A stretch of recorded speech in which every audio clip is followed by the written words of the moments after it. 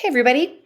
I wanted to talk to you a little bit about your upcoming assignment, discussion 11, for which you will be reading one of my favorite articles. It's called Should Writers Use Their Own English by Dr. Vershana Shanti Young. Here is a picture of Dr. Vershana Shanti Young. He also goes by Dr. Vey at a recent conference that I attended, of which he was the chairperson. This is me in a picture with him, and I was very excited because Dr. Vey is one of my composition scholar heroes, I would say. Uh, for the rest of the week, we are going to be reading his article titled Should Writers Use Their Own English? Now, let me stop for a second. There are some really important reasons I want you to read his article. First, Dr. Young's article is an example of the kind of academic discussion that we've been talking about over the last few weeks. In his article, he responds to an author that you've already read. In his article, Should Writers Use Their Own English? Dr. Vey responds to Stanley Fish, the professor who wrote the blog post on what should colleges teach. So, this article by Dr. Young is a great example of one scholar responding to another as if they're in conversation.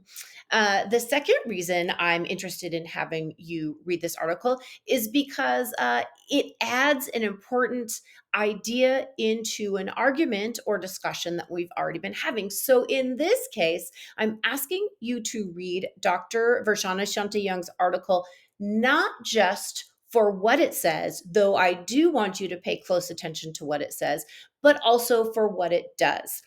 Um, Let me tell you a little bit about what I'd like you to do first before you jump into reading his article. First, I'm going to ask you to do a little bit of a pre reading exercise. Um, would you please, before you get started, take a look at what an academic journal actually is? Now, you've heard this term already because you read Van Hoy's article about the way that requiring academic peer reviewed journals for student research might be making students feel as if they are left out of the conversation. However, despite that, academic journal articles are considered the gold standard of academic sources. So you should know what one is. And if you check here, you're going to see a definition of an academic journal article and how one of those articles differs from a popular press article, that something that you might get from a bookstore or in a grocery store in the magazine rack.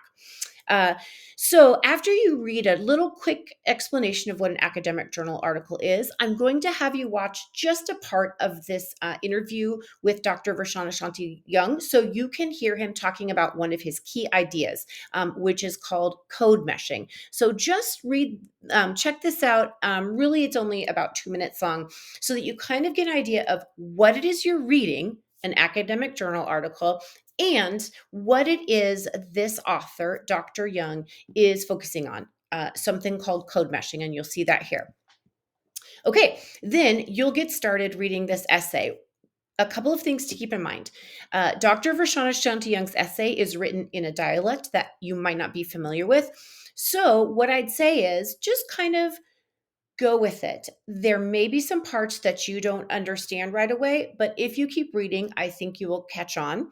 Uh, Keep in mind, though, that while the dialect might be one you're not familiar with, the academic moves that Dr. Young is making are very important academic moves. And I'm going to be asking you to make similar moves in your own writing. Okay, this is a long essay, and you've had a lot of reading lately. So we're going to spend the rest of the week working on this, reading and responding to this article. As always, please let me know if you have any questions or concerns.